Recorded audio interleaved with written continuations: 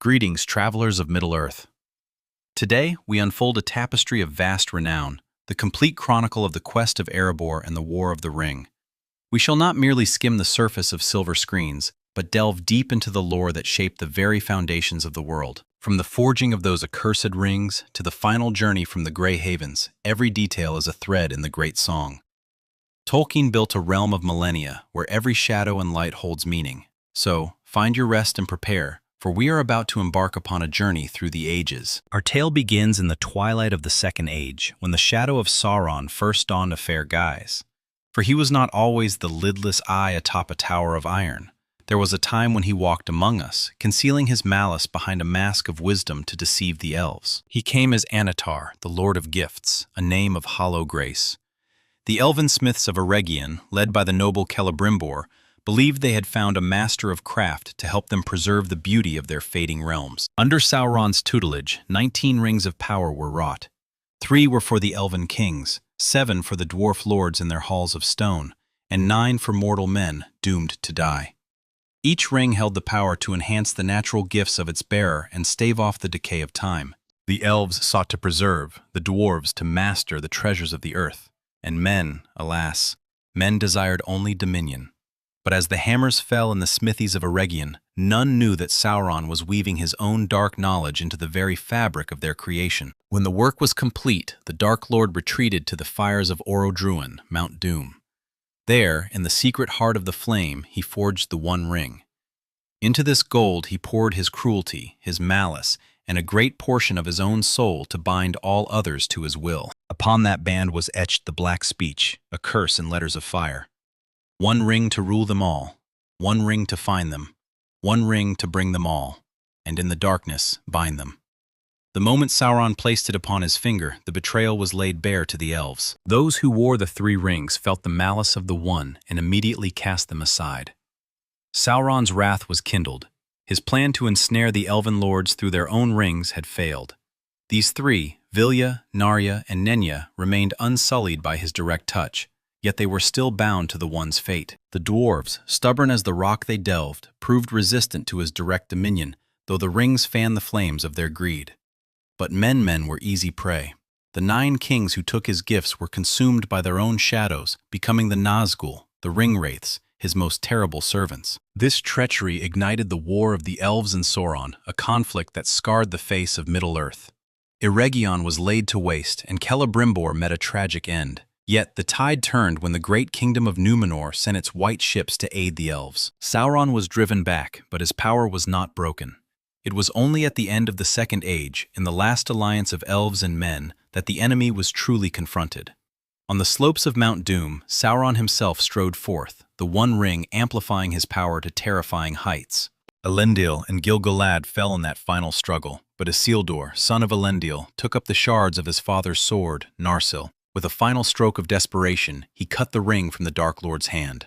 Sauron's spirit fled, his physical form shattered, for he could not endure without the ruling ring. The opportunity to end the shadow forever was at hand. Isildur was urged to cast the ring into the fires of Orodruin, but the gold whispered to his heart. Claiming it as a wergild for his father's death, he refused the counsel of the wise. The ring's corruption had already begun its work. As Isildur journeyed north, his company was ambushed at the Gladden Fields. He sought escape by the ring's power of invisibility, plunging into the Anduin. But the ring, possessing a will of its own, slipped from his finger, betraying him to the orc arrows. Isildur perished, and the ring sank into the silt of the river. For over 2 millennia, the One Ring lay in the dark, forgotten by all but the shadow. Peace returned to Middle-earth, and the 3 elven rings were used at last to preserve the beauty of the world. Círdan, Galadriel, and Elrond used their power to create sanctuaries, the Grey Havens, Lothlorien, and Rivendell. These realms became timeless, shielded from the slow decay of the world. Yet the sages knew this grace was but a borrowed time. So long as the One Ring endured, Sauron's spirit was anchored to this world, awaiting the hour of its return. They were merely holding back the night. Tolkien spoke of these rings as reflections of the hearts of those who bore them. The elves sought to halt the fading of beauty, yet in doing so, they bound themselves to a world that was destined to change. Their burden was one of longing and the sorrow of the ages. The dwarves' rings amplified their mastery of craft, yet turned it into an insatiable lust for gold. And men, their desire for longevity and power turned their very existence into a hollow, unending nightmare of shadow. The One Ring was the manifestation of Sauron's will, and every other ring was vulnerable to its call. There could be no healing, no victory, so long as it remained. It could not be used for good, for its very essence was evil. It had to be unmade. 25 centuries passed. The world changed, and the ring waited. Then, by chance, or perhaps a darker fate, it was found. Two store hobbits, cousins named Deagle and Smeagol, were fishing upon the Anduin. Deagle was pulled beneath the waves by a great fish, and there, in the riverbed, he saw it. A simple band of gold, gleaming in the mud. The moment he grasped it, the malice began to stir. Smeagol, seeing the prize, felt a sudden, sharp desire. He demanded the ring as a birthday present, but Deagle, already ensnared, refused. In a moment of cold madness, Smeagol strangled his kin for the gold. That murder was the first step on his long descent into darkness. The ring rewarded him with invisibility, which he used for petty cruelties and secrets, until his own people cast him out in abhorrence. He was called Gollum for the wretched sound in his throat. Driven by sunlight and the hatred of his kind, he fled into the deep roots of the misty mountains, where the darkness is absolute. There he remained for centuries, the ring extending his life far beyond the limits of nature. The ring transformed him, body and soul. His skin grew clammy, his eyes large and pale, and his mind fractured into two warring voices, Smeagol, who remembered the sun, and Gollum, who lived only for his precious. He became a creature of the dark, sustained by raw fish and malice. Hundreds of years passed in that sunless silence. The ring kept him alive, but it was a living death. He had become something that should not exist, a slave to a golden master that he both loved and loathed. Yet the ring was not content to stay in a cave forever. It had its own purpose. It sensed the shadow of its master growing in the east. After 5 centuries of hiding, the ring decided that Gollum had served his purpose. It was time to move on, to find a bearer who would take it back to the world of light, where it could be found. Tolkien wrote that the ring could not create evil where none existed. It could only magnify the flaws already present. Smeagol's small seeds of selfishness and curiosity were watered by the ring's power, until they became an all-consuming obsession that erased the hobbit he once was. Year after year, the darkness claimed more of him. Every heartbeat in the gloom made him less Smeagol and more Gollum. The tragedy of his life was a warning, a mirror showing the fate of any who dared to claim the One for themselves. But the ring's departure was not Gollum's choice. It abandoned him. It slipped from his finger while he was hunting in the tunnels, intending to be found by a passing orc. But something happened that the ring did not intend. It was picked up by the most unlikely person imaginable. It was found by a hobbit, Bilbo Baggins of the Shire. This moment is the pivot upon which the history of Middle-earth turns. The ring connects to its bearer permanently, and even after losing it, Gollum would spend the rest of his wretched life searching for his lost treasure. Gollum is a somber reminder of the ring's cost. Even Bilbo, who held it for a much shorter time, would eventually feel its possessive pull. The ring does not merely grant power, it colonizes the mind, turning every thought toward its preservation. Tolkien felt a profound pity for Gollum. In his letters, he spoke of him as a victim of a power he could never hope to resist. He was what happens when a soul is stripped of everything but its singular desire.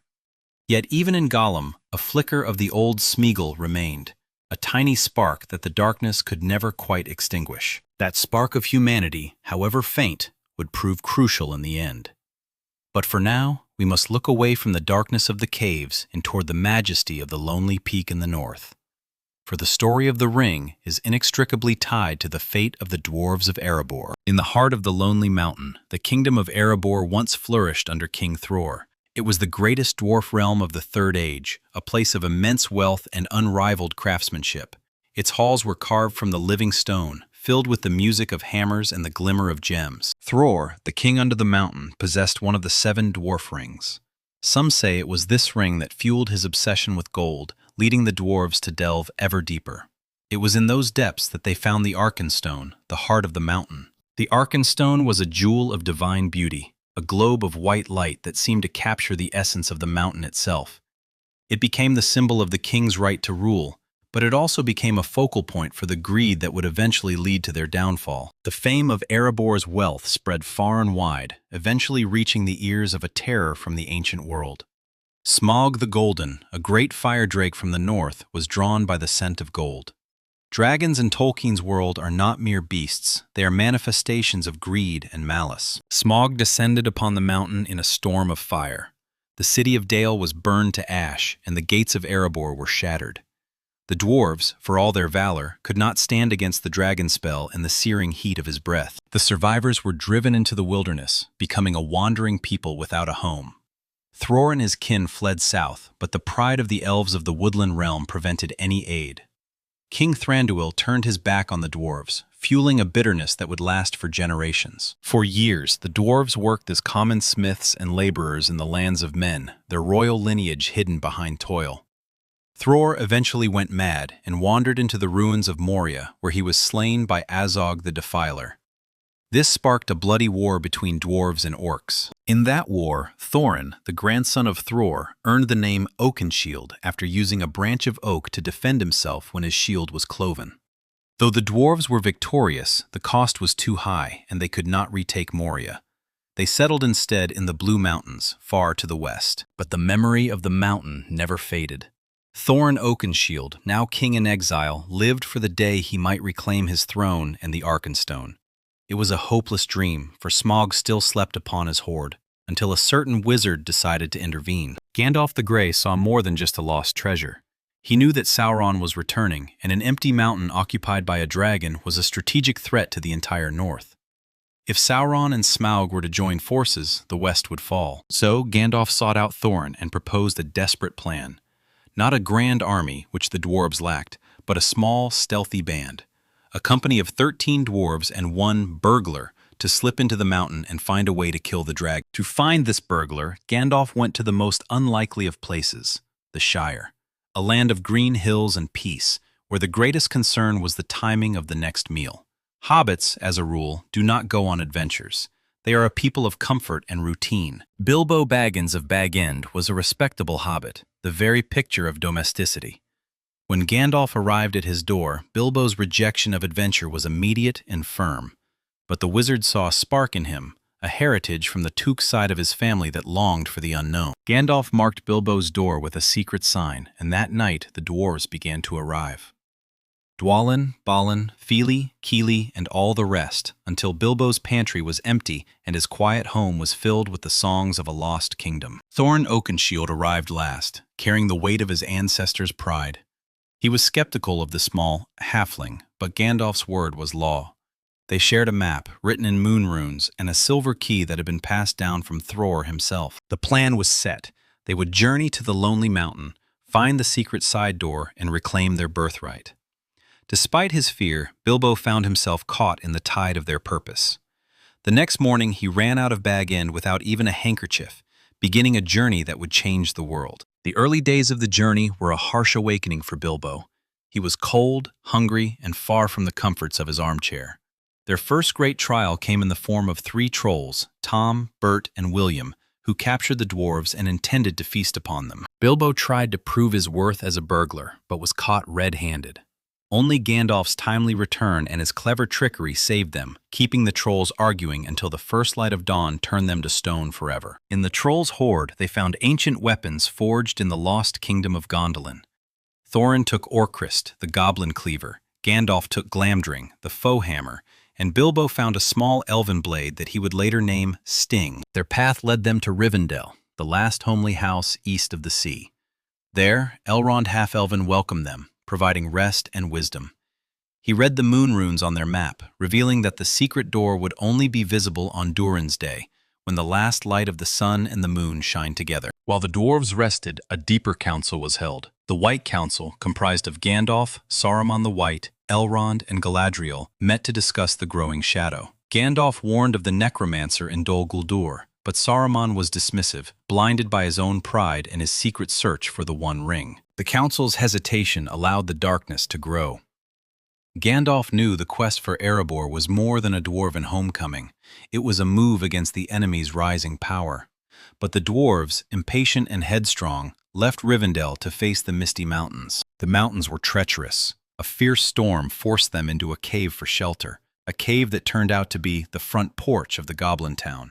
They were captured by goblins and dragged before the great goblin, whose cruelty was as vast as his girth. Gandalf once again intervened, slaying the great goblin and leading the company in a frantic escape through the tunnels.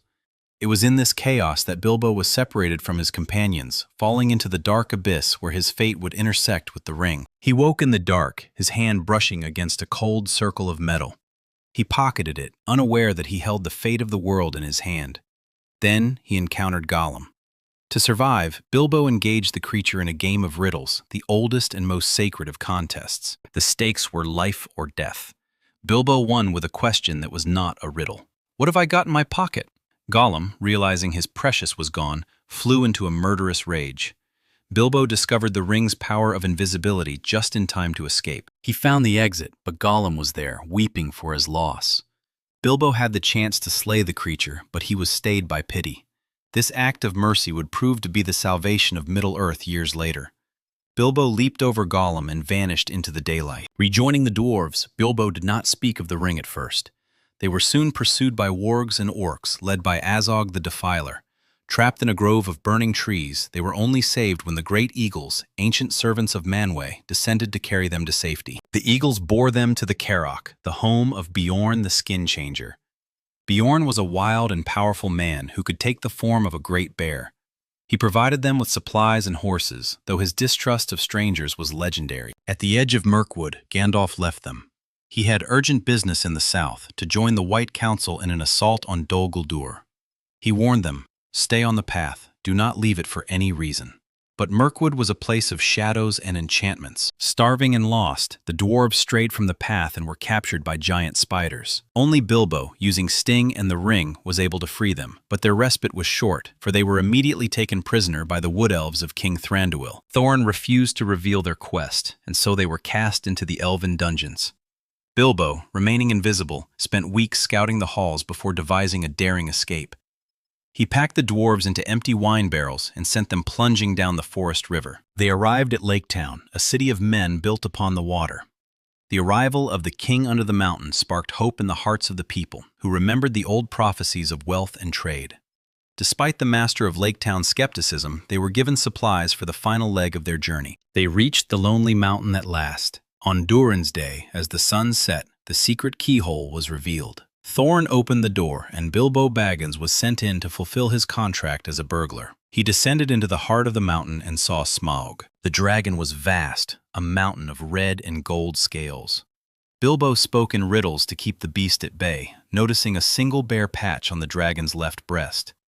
But Smaug was cunning. He realized the thief had come from Lake Town. In a fit of vengeful rage, Smaug took to the sky to destroy the Barrel Rider's home. He descended upon Lake Town in a storm of fire. Amidst the chaos, Bard the Bowman, a descendant of the Lords of Dale, stood his ground. Aided by a thrush who had overheard Bilbo's words, Bard fired his last black arrow into the dragon's vulnerable spot. Smaug fell, his massive weight crushing Lake Town as he died. The terror of the north was ended, but a new conflict was beginning. The dwarves occupied the mountain, but the sight of the gold began to corrupt Thorin's mind. Dragon sickness took hold of him, and he became obsessed with finding the Arkenstone, which Bilbo had secretly found and hidden. Meanwhile, word of Smaug's death spread. An army of elves and the survivors of Lake Town marched on the mountain, seeking a share of the horde to rebuild their homes. Thorin, however, fortified the gate and refused any parley, sending word to his cousin Dane of the Iron Hills for aid. To prevent a war between friends, Bilbo took the Arkenstone to Bard and Thranduil as a bargaining chip. He hoped this would force Thorin to negotiate, but Thorin saw it only as a betrayal, and the two sides were on the verge of battle when Gandalf appeared. "Hold!" the wizard cried. A common enemy was upon them. An immense army of orcs and wargs led by Bolg was descending from the north. The elves, men, and dwarves were forced to unite in what became the Battle of Five Armies. The battle was long and bloody. Thorin, breaking free from his madness, led a desperate charge from the mountain to aid his kin. He fought with the fury of his ancestors, but he was mortally wounded. Victory was only achieved when the eagles and Beorn arrived to turn the tide. Thorin passed away, but not before reconciling with Bilbo, acknowledging that, If more of us valued food and cheer and song above hoarded gold, it would be a merrier world. With the battle won, Dane became the king under the mountain, and the wealth was shared justly. Bilbo returned to the Shire, a changed hobbit.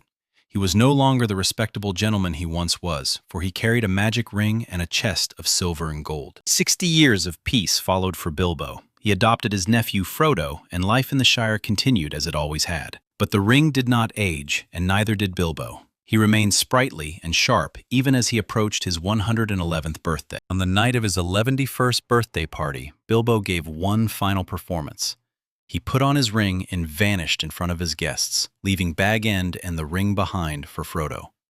It was the hardest thing he had ever done, for the ring's grip had grown strong. It was no contest, but a swift reckoning. The firstborn were swifter, their blades more keen, their discipline honed by centuries of vigilance. They hewed through the warg riders as if they were but autumn leaves before a gale. Yet the hearts of the dwarves remained cold and ungrateful, steeped in the bitterness of old wounds. These were the elves of the woodland realm, and the children of Durin remembered too well how they were abandoned in the hour of Erebor's ruin. Tension hung heavy in the air, a shadow of ancient grudges. The Eldar escorted them to the hidden vale of Imladris, Rivendell. Bilbo stood transfixed by its ethereal grace, a sanctuary of falling waters and timeless stone, concealed from the prying eyes of the shadow. There dwelt Lord Elrond, a master of wisdom and a guardian of the ancient days. Though Elrond offered his hospitality and the solace of his halls, the dwarves remained ill at ease, wary of elven food and elven ways. Yet they sought his counsel, for only a lore master of his standing could decipher the secrets of Thror's map. Elrond read the moon runes, revealing a destiny tied to the celestial dance. The secret door would reveal itself only on Durin's day, when the last moon of autumn and the sun's fading rays met upon the rock. Their window of opportunity was narrowing, a fleeting moment in the turning of the year. The company rested within the refuge of the valley, yet the weight of the quest pressed hard upon them. They were behind their destined path, and despite Elrond's warnings of the perils ahead, the fire of their resolve drove them forward into the gathering dark. In the shadows of the council, Gandalf met with the White Council, the wise of Middle-earth. Saruman the White, Elrond, and Galadriel gathered there. Saruman, the head of their order, carried an aura of immense power, yet even then a seed of pride began to cloud his judgment. Beside him stood Lady Galadriel, a being of light from the elder days, who had looked upon the radiance of the two trees before the sun and moon were wrought. She bore Nenya, the ring of adamant, and her perception pierced the veils of secrecy that others could not see. They debated the wisdom of the quest. Saruman, in his arrogance, dismissed Gandalf's fears, arguing that Smaug should be left to his slumber. He mocked the whispers of a necromancer as trivial spirits, for he wished the council to remain idle while his own secret designs matured. But Gandalf stood firm. He knew the peace they enjoyed was a fragile mask for a rising storm. The necromancer of Dol Guldur was no minor shade, but a darkness that could herald the return of the great enemy. A dragon-guarded mountain, if claimed by the shadow, would be a fortress of ruin for all the north. Saruman's voice was like velvet, yet sharp as a blade, telling the Grey Wanderer to keep to his simple affairs. He disdained Gandalf's fascination with hobbits and the small folk. Yet Galadriel's spirit reached out to Gandalf, for she knew his heart was true, even if she could not openly defy the hierarchy of the wise. Unbeknownst to the council, Saruman was already ensnared. Through the Palantir, he had been lured by the strength of the Dark Lord, convincing himself that he could master the shadow or replace it. He sought the ring for himself, weaving a web of deceit among his peers. Galadriel saw the gathering clouds, her ring granting her foresight and vigilance. She knew Gandalf was right to wake the world from its complacency. Yet the politics of the council were a heavy burden, and she could only offer her silent blessing as the quest moved into the teeth of danger. The debate was a clash of philosophies. Saruman's belief in order through inaction, and Gandalf's belief in the courage of the small to change the fate of the great. While the wise spoke, the dwarves grew restless, their stubborn nature unable to endure the long meditations of the elves. They departed in the dead of night, slipping away like shadows without Gandalf's guidance. It was a choice born of pride and impatience, leading them directly into the jaws of the misty mountains during a season of unprecedented wrath. Galadriel watched them go, her heart heavy with the knowledge of what was to come. She could not stop the turning of the wheel, only provide the strength for those who would be crushed beneath it. The quest was no longer a simple recovery of gold, but a pivotal move in the war of the world. High in the mountain passes, the elements themselves seemed to war against them. Lightning rent the sky, and they witnessed the terrifying spectacle of stone giants, colossi of rock and thunder, hurling boulders at one another in a primordial display of power. Desperate for refuge, they found a cave that seemed a blessing, but in those cursed peaks, every shadow hides a snare. They had walked into a trap of the goblins, who had tunneled beneath the mountains for centuries, waiting for the unwary. The floor of the cave vanished, and they were tumbled into the abyss of the goblin tunnels. They were dragged before the great goblin, a creature of immense deformity and malice, who mocked their lineage and lusted for their suffering. The goblins recognized Orcrist, the goblin cleaver, and their rage was fueled by ancient hatred for the blades of Gondolin. But Bilbo, small and often overlooked, was separated from his kin in the darkness, falling into a silence that held the destiny of the world. He struck the earth far below, where the light of the sun has never reached. There he found a ring, a golden band that felt unnaturally warm. He placed it in his pocket, a simple act that would echo through the millennia. Then came the voice in the dark, Gollum, the wretched soul who had dwelt in the roots of the mountains for ages. The riddle game began, a contest of wits where the prize was life and the penalty was death. Bilbo's final question, "What have I got in my pocket?" was no true riddle, but in his desperation it saved him. Gollum, realizing his precious was lost to this thief, turned to murder. Bilbo, in his flight, discovered the ring's gift. It shrouded him in invisibility. He followed Gollum to the back exit, hearing the creature's mournful cries. There, Bilbo faced a choice. He could have struck Gollum down, ending the threat forever. But he was stayed by pity, for he saw the misery of the creature's existence. He leaped over the shadow and escaped into the light. This moment of mercy was the turning point of the age. As Gandalf would later say, it was the pity of Bilbo that would ultimately decide the fate of many. Bilbo emerged from the tunnels to find the company once again beset by foes. The goblins and wargs, led by Azog the Defiler, had trapped them upon a precipice. The trees were set ablaze, and hope seemed lost, until the great eagles descended like the wrath of the heavens, plucking them from the fire and bearing them to the Carrock. From that high vantage, they saw the lonely mountain in the distance, a silent sentinel of their destiny. But before them lay the house of Beorn, the skin changer, a man of formidable power who could take the shape of a great bear. Gandalf navigated the introduction with the skill of a diplomat, and Beorn, though gruff and wary, provided them with the means to cross the wild.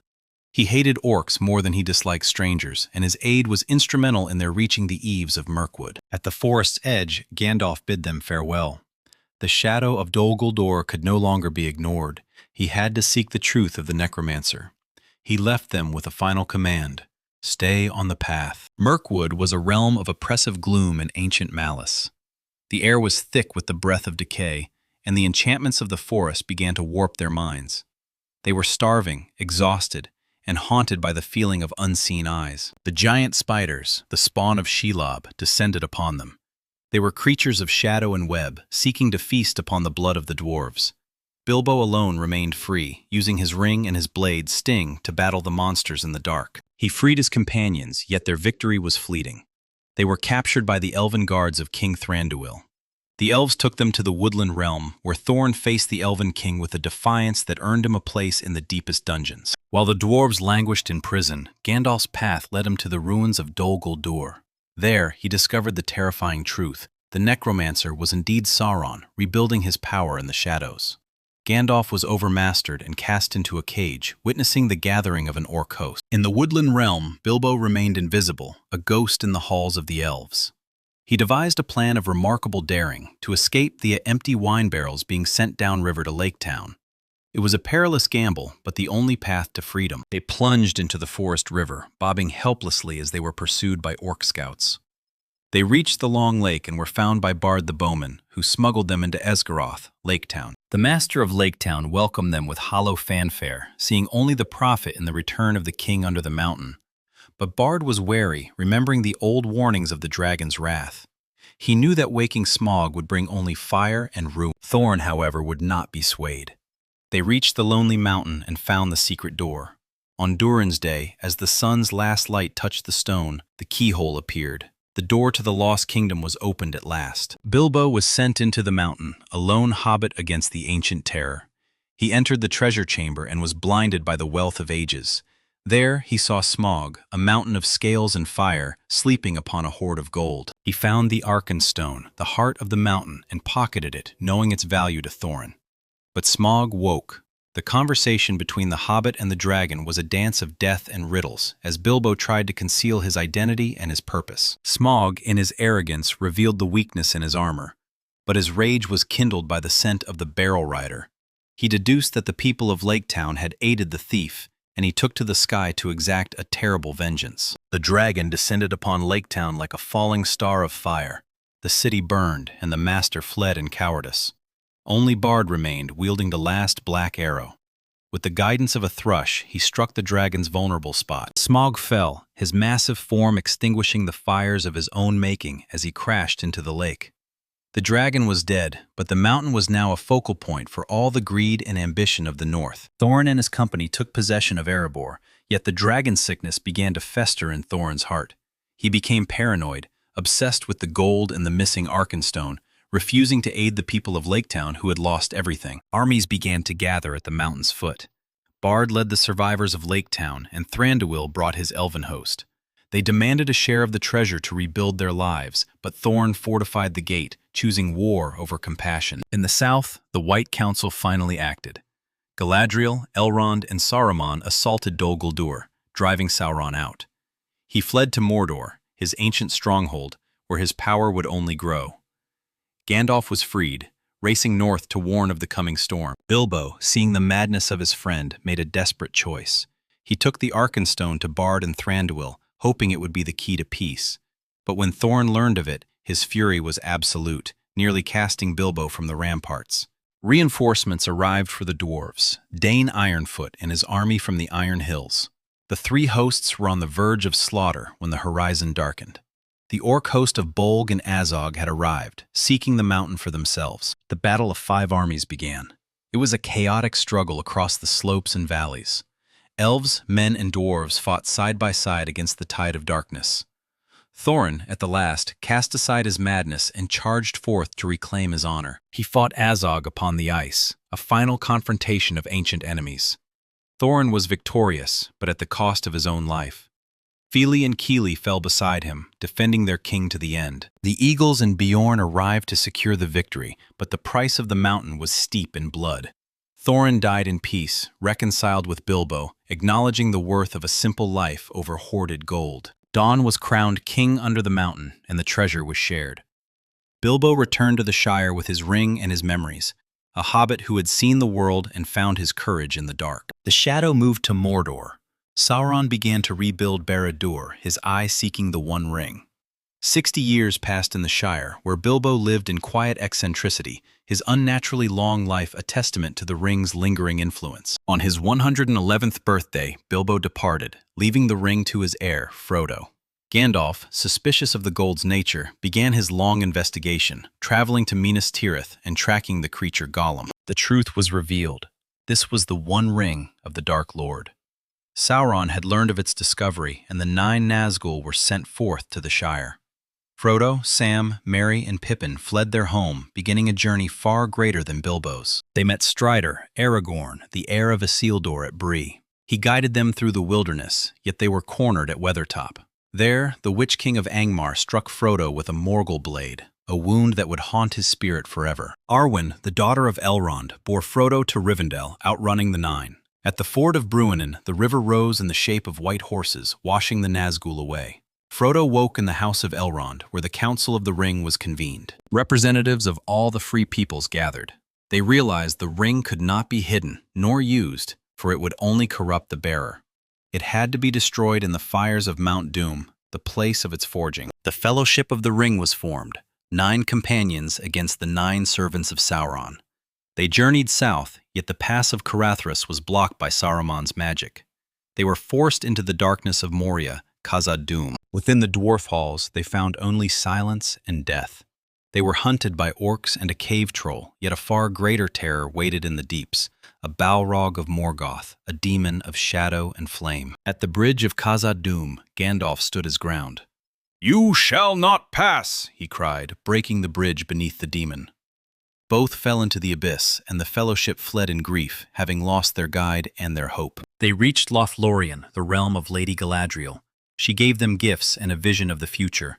Frodo offered her the ring, but she refused the temptation, choosing to remain herself and fade into the west. They traveled down the Anduin to Amon Hen. There the fellowship broke. Boromir, lured by the ring's promise of power for Gondor, tried to take it from Frodo. Frodo fled, realizing he had to go to Mordor alone to protect his friends. Uruk-hai, sent by Saruman, attacked. Boromir died a hero's death, defending Merry and Pippin. The hobbits were captured, and Frodo and Sam crossed the river to enter the Emyn Muil, the rocky wasteland leading to Sauron's domain. Aragorn, Legolas, and Gimli chose to pursue the orcs to rescue their friends. They ran across the plains of Rohan, meeting the riders led by Éomer.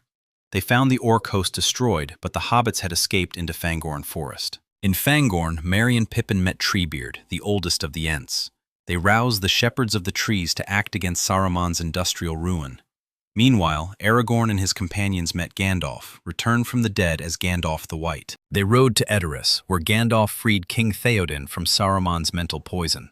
Rohan prepared for war. The people fled to Helm's Deep, an ancient fortress, as Saruman's 10,000-strong army marched upon them. The Battle of Helm's Deep was a night of rain and blood. The fortress held until dawn, when Gandalf arrived with reinforcements and the Ents destroyed Isengard. Saruman's power was broken, trapped within his own tower of Orthanc. Frodo and Sam captured Gollum, who had been tracking them. Frodo, showing the same pity as Bilbo, spared him and used him as a guide to the Black Gate. Finding it impassable, they followed Gollum toward the secret path of Cirith Ungol. Sauron's shadow deepened.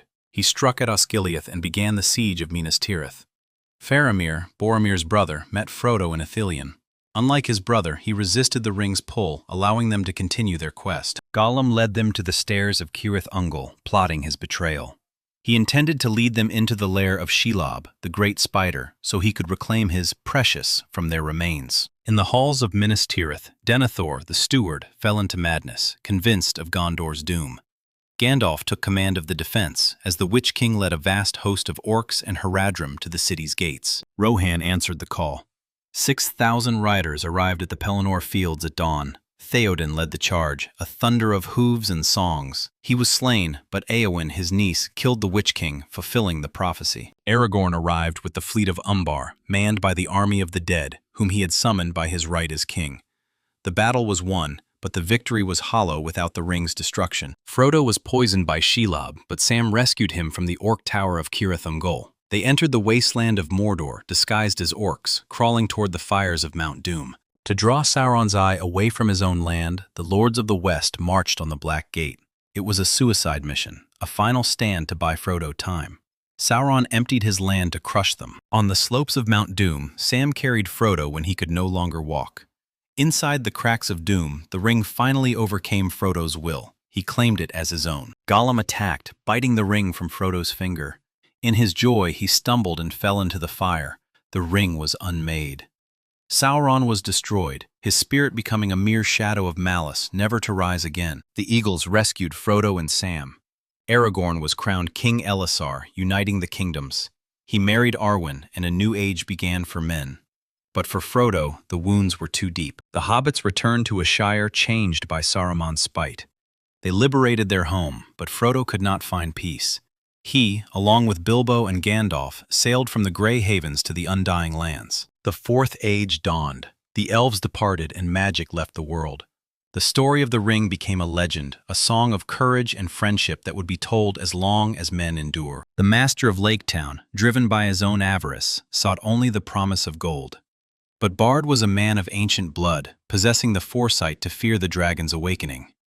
He knew that the fires of Smaug, once kindled, would spare neither the guilty nor the innocent. Yet Thorin remained unyielding, led by the echoes of his ancestors and the lure of his birthright. They reached the lonely mountain, and as the dying sun of Durin's day touched the gray stone, the secret path was revealed. The threshold of Erebor was crossed at last. Bilbo, though but a small creature of the Shire, was sent into the bowels of the mountain. He stood alone amidst the ruins of a kingdom, a burglar in the presence of an ancient and terrible fire. In the gloom, he discovered the Arkenstone, the jewel that held the very heart of the mountain's power. Its radiance was blinding, yet its beauty was a snare. Even as he took it, the mountain began to breathe. Smaug had awakened from his long, gold-lust slumber. The dragon rose, a mountain of iron scales and searing heat. Bilbo, cloaked in riddles, sought to buy time. Yet the cunning of the worm was vast. Smaug realized the thief was aided by the folk of the lake, and his wrath was kindled against the world of men. In a tempest of flame, Smaug took to the sky. He descended upon Esgaroth, and the sky itself seemed to burn. The master fled, yet Bard the bowman stood firm upon the dying piers, the last black arrow notched against the shadow. The arrow found the hollow in the dragon's mail, and Smaug fell from the firmament, his malice extinguished in the waters of the long lake. The mountain was free, yet the treasure within would soon bring about a darkness of its own. The dwarves claimed their halls, but Thorin was consumed by the dragon's sickness. He barricaded the gates, blind to the suffering of those who had aided him. He lusted for the Arkenstone, unaware that Bilbo held the key to his redemption or his ruin. Armies of elves and men gathered at the gates, seeking justice and aid. Thorin, hardened by gold and pride, chose defiance over honor. He sent for Dane of the Iron Hills, and the world held its breath as the threat of war between friends loomed. But a darker storm was brewing.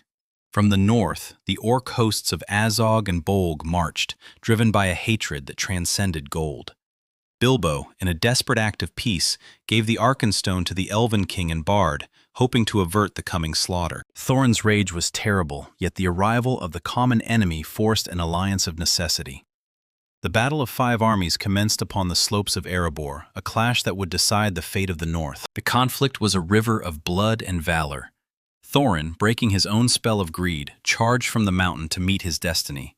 He slew the defiler, but paid the ultimate price, dying upon the battlefield as his honor was restored. The eagles came, and the darkness was driven back. Bilbo returned to his peaceful shire, yet he was a hobbit transformed, bearing a secret gold that would one day summon the shadow back to his doorstep. 60 years passed in a dream of peace. Bilbo remained unchanged by time, his life sustained by the ring's unnatural power. But the shadow in the east had grown, and the eye of Sauron was turning once more toward the Shire. On his 111th birthday, Bilbo departed, leaving his home and the ring to his nephew Frodo. Gandalf, the Grey Wanderer, sensed the malice within the gold and began his long vigil, unraveling the threads of a history long forgotten. The truth was at last revealed in the fires of Frodo's hearth. This was the One Ring, the ruling ring of the Dark Lord. The enemy had learned the names Baggins and Shire from the lips of the wretched Gollum, and the Nine were already on the move. Frodo and his companions fled into the wild, pursued by the Black Riders, wraiths of ancient kings enslaved by Sauron's will. Their journey was a race against a darkness that could not be slain by mortal blades. At Bree, they found an unexpected ally, Strider, the Ranger of the North, who was, in truth, Aragorn, the heir of kings. He guided them through the pathless waste, yet at Weathertop the shadow struck. The Witch King of Angmar pierced Frodo with the Morgul blade, a wound of the spirit that sought to draw him into the realm of the wraiths. Only the swiftness of Arwen and the power of Elrond's house saved him from a fate worse than death. The Council of Elrond was convened in Rivendell. There, the free peoples of Middle-earth debated the fate of the ring. Boromir of Gondor spoke of using it for defense, yet the wise knew that the ring's only master was Sauron. Destruction was the only path. Frodo Baggins, the smallest among them, took the burden upon himself. The Fellowship of the Ring was formed, 9 walkers to oppose the 9 riders of the shadow. They journeyed south, but the malice of Saruman and the mountain of Caradhras forced them into the dark. They entered Moria, the ancient and ruined halls of the dwarves, where a terror from the First Age still lurked in the deeps. In the chamber of Mazarbul, they found the tomb of Balin and the record of their doom. The drums began to beat, a sound of death echoing through the stone. They were besieged by orcs and a demon of shadow and flame, the Balrog of Morgoth. At the bridge of Khazad-dûm, Gandalf stood alone against the darkness. He sacrificed himself to cast the demon into the abyss, and his final command echoed through the halls. "Fly, you fools!" The Fellowship emerged into the light, grief-stricken and leaderless. They sought sanctuary in Lothlorien, the Golden Wood, where the Lady Galadriel tested their hearts and provided them with the gifts needed for the road ahead. Galadriel looked upon the ring and refused its temptation, choosing to remain in the light. She gave Frodo the Phial of Erendil, a light for the darkest places, and sent the Fellowship down the Anduin River toward their final trial. At Amon Hen, the Fellowship fractured. Boromir, his mind clouded by the desire to save his city, tried to seize the ring. Frodo, realizing that the ring would destroy his friends, chose to enter Mordor alone. Uruk-hai, the foul breed of Saruman, descended upon them. Boromir found his redemption in death, falling with many arrows in his breast as he defended Merry and Pippin. The hobbits were taken, and the fellowship was ended. Aragorn, Legolas, and Gimli chose not to follow the ring, but to hunt the orcs and save their companions. Their chase across the plains of Rohan was a feat of endurance that would be sung of for ages. In the forest of Fangorn, Merry and Pippin escaped their captors and encountered Treebeard, the oldest of the Ents. They began the slow task of rousing the forest to war against the industrial malice of Isengard. Aragorn and his kin met Gandalf in the woods, returned from the void as Gandalf the White, his power renewed. They rode to Edoras to free King Theoden from the poisonous whispers of Grima Wormtongue. Rohan was awakened. Theoden led his people to the fortress of Helm's Deep, for the 10,000-strong host of Saruman was already on the march, seeking to erase the world of men. The siege of the Hornburg was a nightmare of iron and rain. The walls were breached, and hope began to fade as the tide of Uruk-hai poured into the keep. Yet at dawn, the king rode forth in one final, desperate charge. Gandalf arrived with the dawn, and the enemy was broken. At the same time, the Ents marched upon Isengard, tearing down the walls and flooding the pits of Saruman's craft. The wizard was trapped in his own tower, his power shattered. Frodo and Sam, wandering the Emyn Muil, captured the creature Gollum. Frodo, remembering the mercy of his uncle, bound the creature with kindness rather than iron, using him as a guide to the Black Gate of Mordor. The Black Gate was a wall of despair, guarded by legions. Gollum spoke of a secret way, the stairs of Cirith Ungol. They followed him, unaware that he was leading them into the jaws of an ancient hunger. In the south, the shadows gathered over Minas Tirith. Sauron's main host began its assault upon Osgiliath. Faramir, the son of the steward, met Frodo in the woods of Ithilien and proved his nobility by letting the ring-bearer pass. Gollum's betrayal was nearly complete. He led the hobbits to the lair of Shelob, the last daughter of Ungoliant. There, in the tunnels of silence, Frodo was stung and taken by the orcs of the tower. Samwise Gamgee, the most loyal of companions, rescued his master from the Tower of Cirith Ungol. Together, they began their final, agonizing crawl across the plains of Gorgoroth toward the Mountain of Fire. The siege of Minas Tirith commenced. The Witch King led the assault, and the city's first circle was consumed by fire. Denethor, the steward, succumbed to the despair shown to him through the Palantir. The horns of Rohan sounded at dawn. Theoden and his riders broke the siege in a charge of incomparable glory. Yet the king fell beneath the shadow of the Nazgul. Éowyn, his niece, fulfilled the prophecy and slew the Witch King. Aragorn arrived with the Black Ships, leading the army of the dead. The Battle of the Pelennor Fields was won, yet the shadow of Sauron remained. To buy Frodo time, the Lords of the West marched upon the Black Gate to challenge the Eye. At the cracks of doom, the ring finally broke Frodo. He claimed the gold, but Gollum, in a final struggle of lust and fate, bit the finger from his hand and fell into the abyss. The ring was unmade, and the Dark Lord was no more. The towers of Barad-dûr collapsed, and the ground of Mordor swallowed the host of the enemy. The age of the ring had ended. Aragorn was crowned King Elessar, and a new era of peace began for the world of men. The hobbits returned to a shire scarred by the malice of Saruman. They fought one last battle to reclaim their home, proving that the small folk were no longer to be trifled with. The Shire was restored, yet Frodo was forever changed. The Fourth Age dawned. The Three Rings lost their power, and the Eldar began their final departure. Frodo, Bilbo, and Gandalf sailed from the Grey Havens, seeking the peace of the undying lands, leaving Middle-earth to the hands of men. In the silent halls of Moria, the Fellowship moved like ghosts. Gimli's heart was heavy, for he found only the dust of his kin where he had hoped for a king's welcome. The glory of Khazad-dûm was but a memory in the dark. They found the tomb of Balin in the chamber of Mazarbul. The sun's last light fell upon the stone, and Gandalf read the final words of a lost people. They are coming. The drums began, a low, rhythmic pulse that signaled the end of their secrecy. Orcs swarmed the chamber, and the Fellowship fought for their lives. Boromir's horn echoed through the stone, and the blade of Aragorn sang once more. They broke the siege and fled through the labyrinth, with the shadow of a Balrog rising behind them. The bridge of Khazad-dûm was the final threshold. Gandalf faced the demon of flame, his staff a beacon in the gloom. He broke the bridge, sending the Balrog into the void, yet was dragged down into the darkness himself. The Fellowship escaped, weeping for their lost guide. They reached the golden Malorn trees of Lothlorien. The Lady Galadriel and Lord Celeborn received them, offering rest in a land where time seemed to stand still. Yet even here the ring's presence was a weight upon the soul. Galadriel showed Frodo her mirror, a basin of visions where the past, present, and future flowed as one. Frodo offered her the One Ring, but she saw the darkness it would bring. She passed the test, accepting her fate to fade into the west. The Fellowship departed in boats, gifted with elven cloaks and lembas bread. They traveled the Anduin, passing the Pillars of the Kings, the Argonath, reminders of the ancient glory that Aragorn was destined to reclaim. At the Falls of Rauros, the trial of Amon-Hen began. Boromir, his heart consumed by the weight of Gondor's survival, fell under the ring's spell. He tried to seize it, and Frodo fled, vanishing into the spirit world. Frodo crossed the river with Sam, for the gardener would not be left behind. Meanwhile, the Uruk-hai of Isengard struck.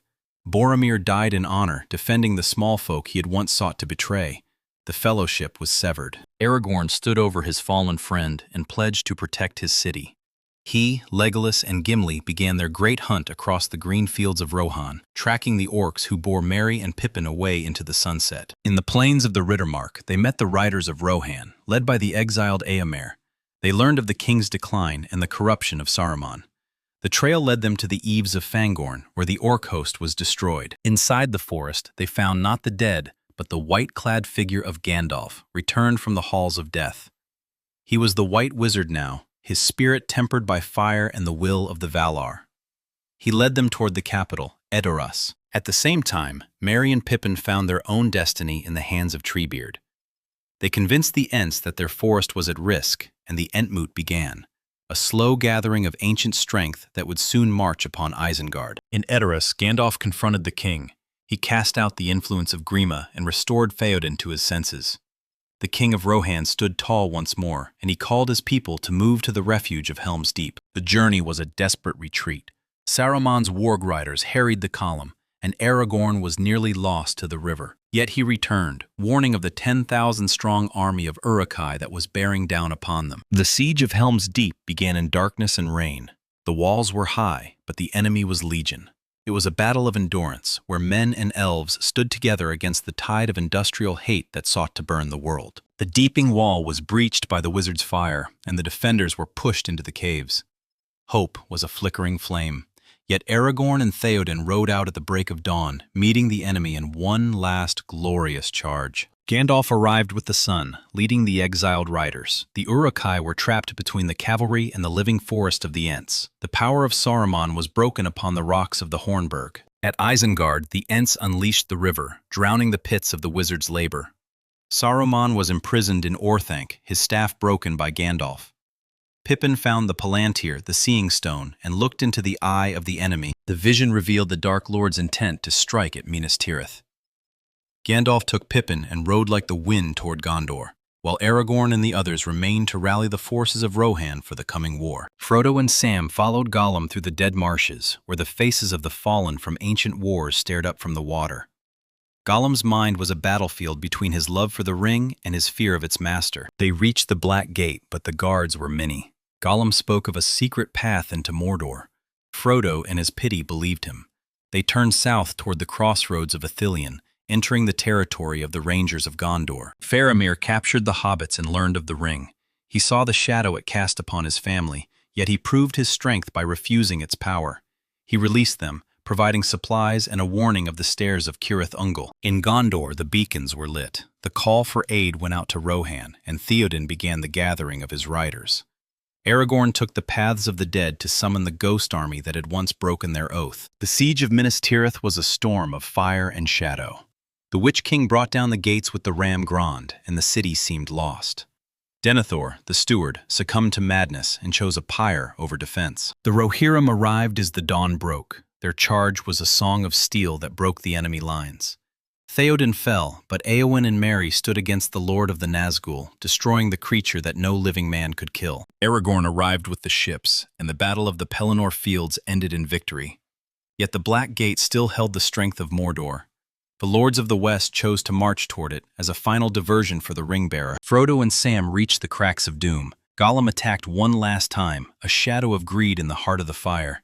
The struggle ended as fate intended. The ring was swallowed by the flame, and the Dark Lord's power was unmade. The spirit of Sauron became a thin wind of malice, and his works were leveled to the dust.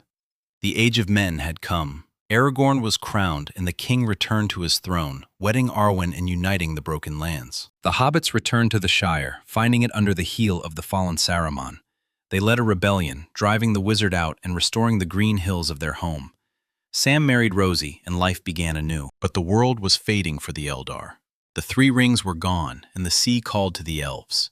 Círdan prepared the last ship at the Grey Havens, for those who had seen the light of old were ready to depart. Frodo Baggins, bearing the scars of his journey, was allowed to pass west. He joined Bilbo and Gandalf on the final ship. They sailed beyond the circles of the world, into the Undying Lands, where their wounds could finally heal. Samwise returned to Bag End, the last of his kind to bear the Red Book.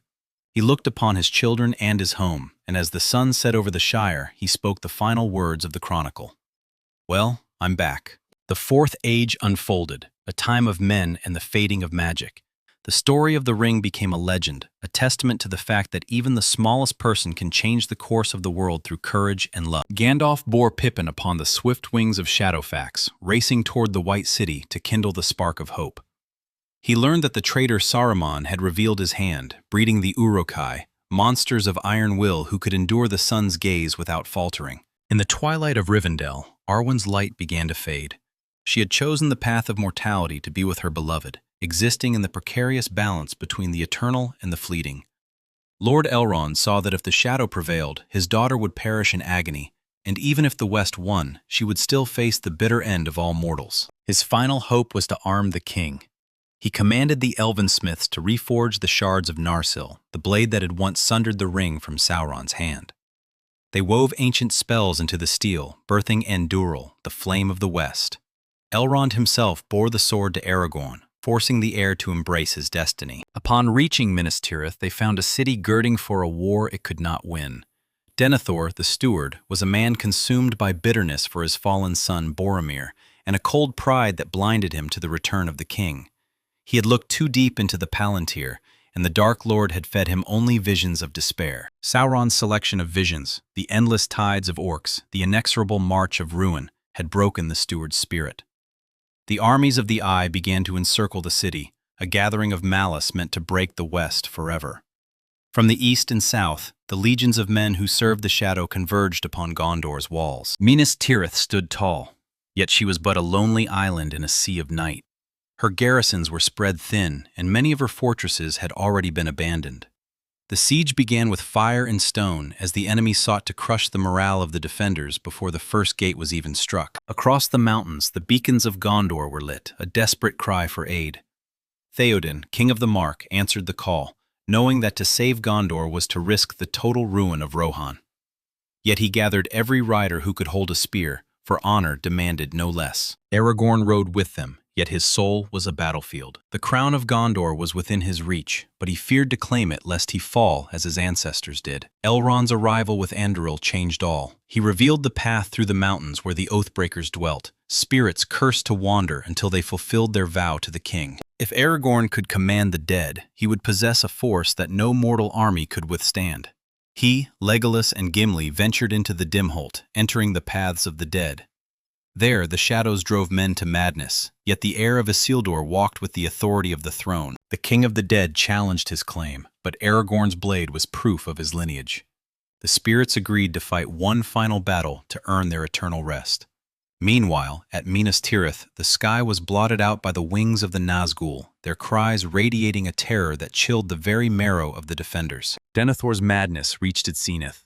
When Faramir was brought back from the front, lingering at the edge of death, the steward chose the pyre. He would burn his line to ash rather than see the city fall.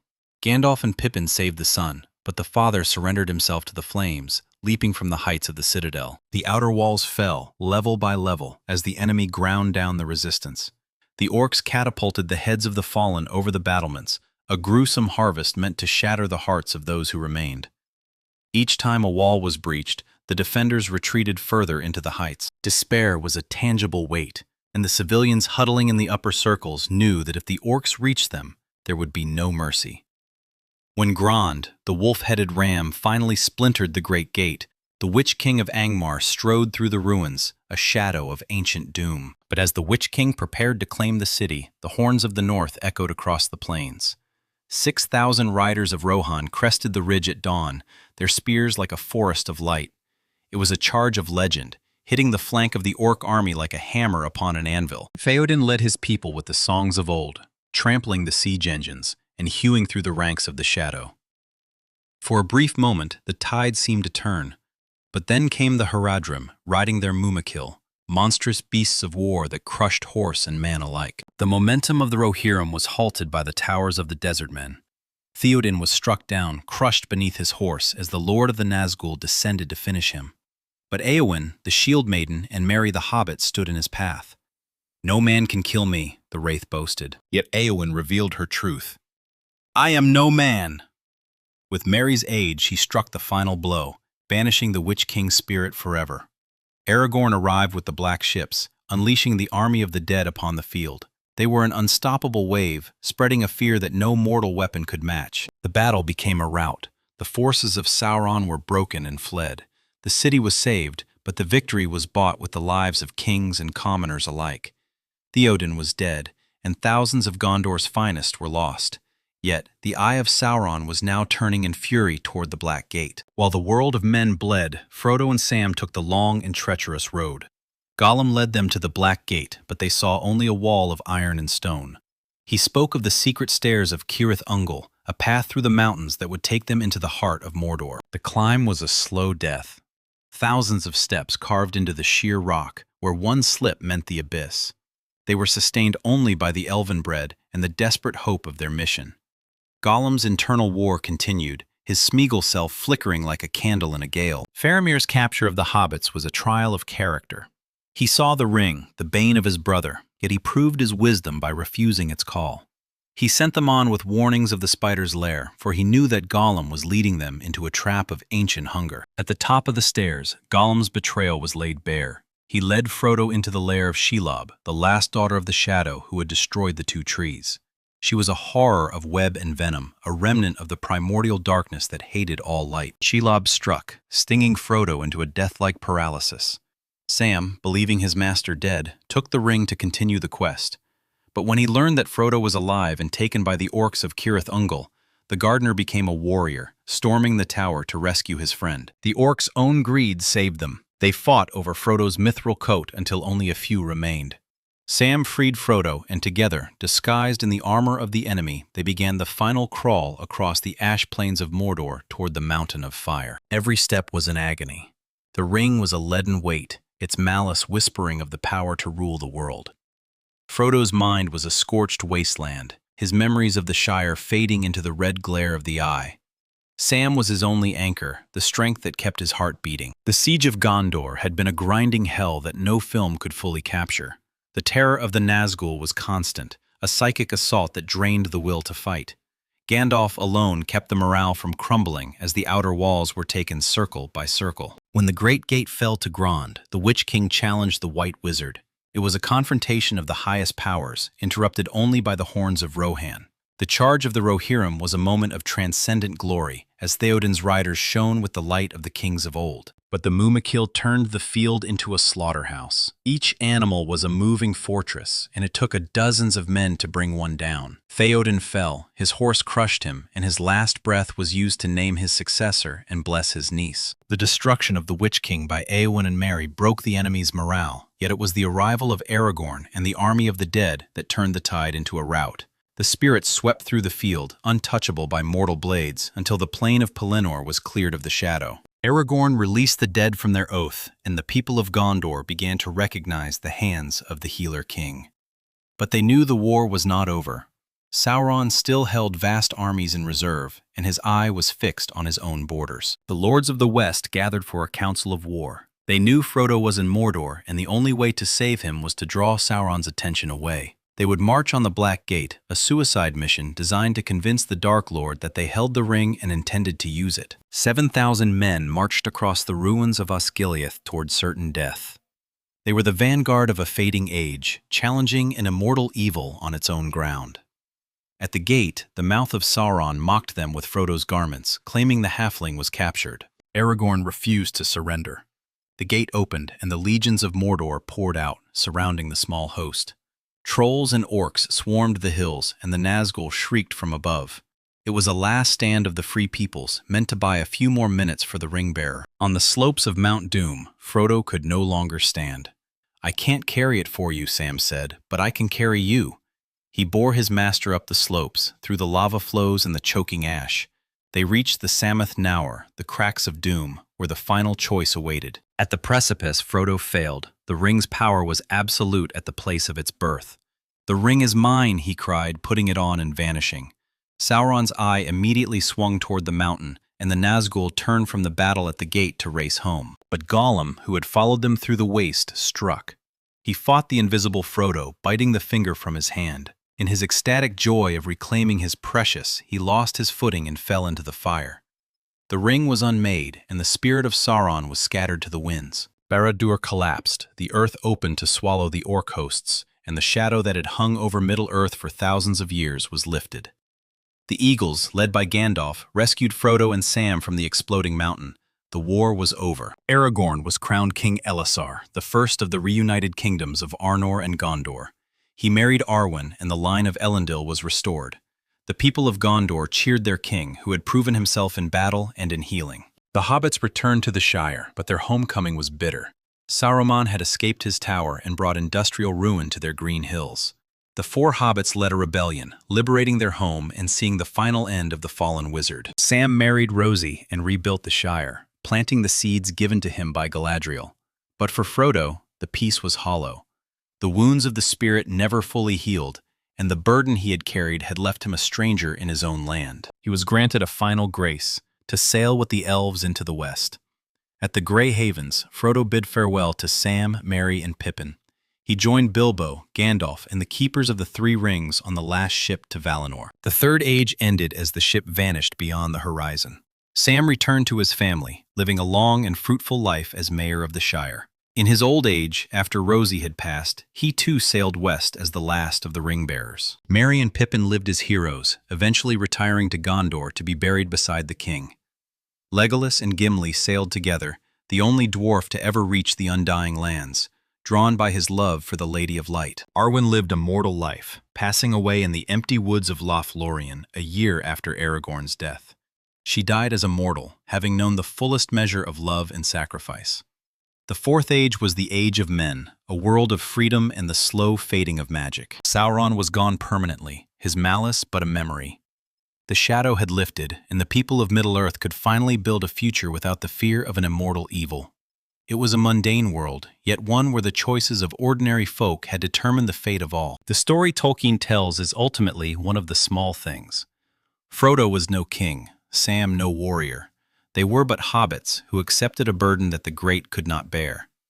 Their loyalty and courage were the true weapons that broke the shadow. It was not the strength of armies, but the pity of Bilbo and the resilience of Frodo that saved the world.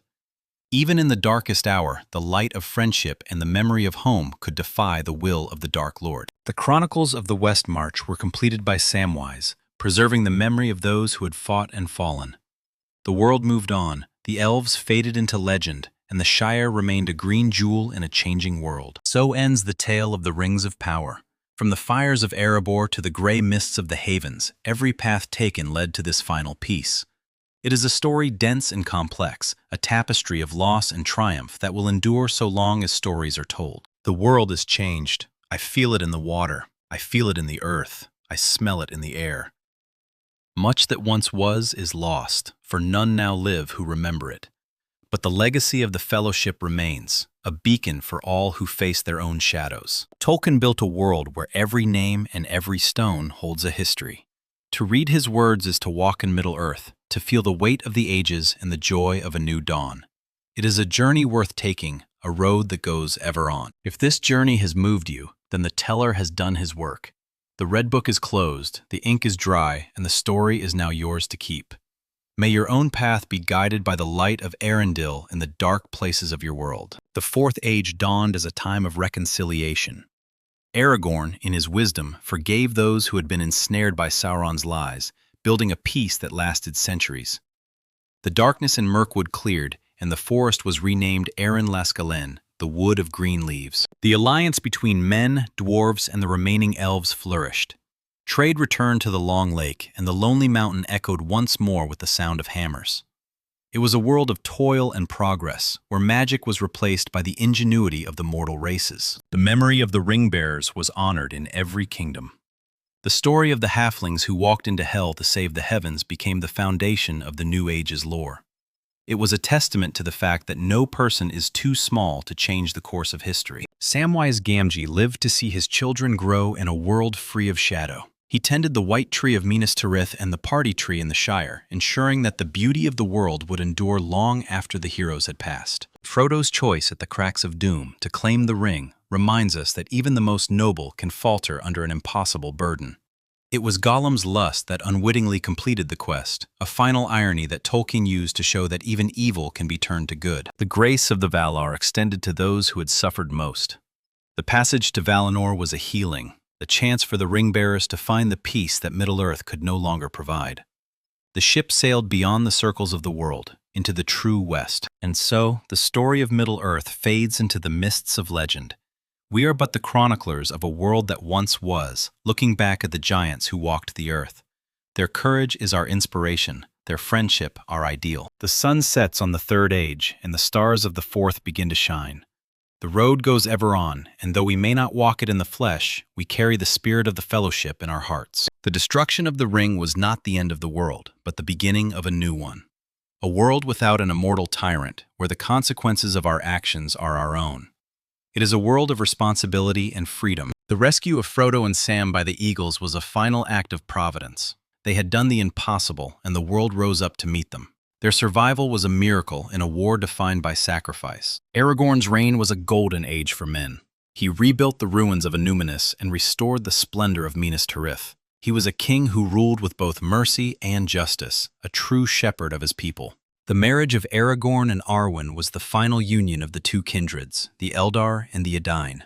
It was a bittersweet joy, a final flowering of elven beauty in the world of men. The hobbits' return to the Shire showed that they had become the equals of any warrior. They had faced the Dark Lord, and a few thugs in their own land were no match for their resolve. The scouring of the Shire was their final trial. Saruman's end at the hands of Wormtongue was a pathetic conclusion for a once great wizard. It was the natural end of a soul that had surrendered to spite and smallness. Even in death, he was denied the grace of the West. Frodo's journey to the Havens was a moment of profound sorrow for those he left behind, but they understood that he had given his peace so that they might have theirs. His sacrifice was total. Samwise Gamgee, the mayor, the gardener, the father. He was the hero that Tolkien loved most, the ordinary person who does his duty without seeking glory. He was the true successor to the spirit of the Shire. The Fourth Age brought the slow withdrawal of the supernatural. The Ents faded into the trees, the dwarves withdrew further into their halls, and the magic of the world became a matter of hearth stories and old songs. But the memory of the War of the Ring endured. It was a reminder that darkness can always be defeated if the free people stand together. It was a lesson in unity and courage. The story we have told is but a fragment of the history of Middle-earth. There are older tales, deeper sorrows, and greater triumphs buried in the Silmarillion. But for now, our focus has been on the ring. The Grey Havens remain a place of longing, a bridge to a world we can only imagine. The sea calls to all who have a touch of the elven spirit in them, a yearning for something beyond the horizon. The Red Book of Westmarch is our guide through these ages. It is a treasure of our culture, a testament to the power of the written word to preserve the truth of the heart. And so, the storyteller bows and fades into the shadows. The hearth fire is low and the night is deep, but the story remains, a light for you when all other lights go out. Thank you for listening to this massive tale. It has been an honor to walk these paths with you. Middle-earth is always there, waiting for you to return between the pages of a book. The Fourth Age is ours now. We are the inheritors of the world that Frodo and Sam saved. Let us live in a way that honors their sacrifice in the beauty of the world they loved. Samwise Gamgee lived to see the fruits of his labor. His children played under the trees he planted, in a world that knew no master but justice. He was a content man, the most successful of all the fellowship. The Red Book was passed down through his line, a legacy of truth and wonder. The names of the 9 companions were never forgotten, their deeds becoming the foundation of the New World's morality. Aragorn's death at the age of 210 was the passing of the last of the great Númenóreans. He chose his own time to depart, leaving the throne to his son Eldarion. He died with a smile, knowing he had fulfilled his oath. Arwen's death was the final sorrow of the Fellowship. She passed away in the empty woods of Caras Galadon, the last of her kindred to remain in Middle-earth. Her choice was the final echo of the ancient sacrifice of Lúthien. The story of Middle-earth is a story of fading, but also of beginnings. The magic left, but the humanity remained. It is a world we recognize because it is our own world, seen through the lens of myth. The shadow of Sauron is gone forever. There will be other evils, other darknesses, for such is the nature of the world. But that specific immortal malice is ended. The playing field is level. Aragorn's reign was a time of healing. He restored the old laws, built bridges between peoples, and ensured that the peace was a just one. He was a king who understood that power is a service. The memory of the ring-bearers is a beacon for all who face impossible odds.